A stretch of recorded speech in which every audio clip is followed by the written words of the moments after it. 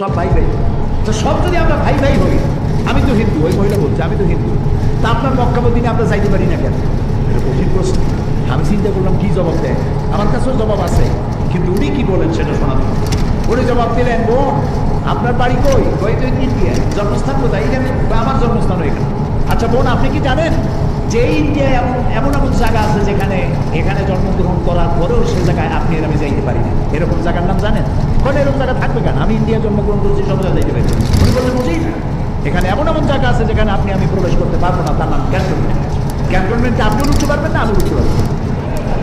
ক্যান্টনমেন্টে ঢুকবে যারা নিরাপত্তার দায়িত্বে, দেশ রক্ষার দায়িত্বে যারা আছে, যে কোনো মুহূর্তে ডাক দিয়ে পড়ে জান দেওয়ার জন্য, রক্ত দেওয়ার জন্য, জীবন দেওয়ার জন্য ঝাঁপায় পড়বে, সেসব সেনাবাহিনীর জন্যই ক্যান্টনমেন্ট তৈরি করা হয়।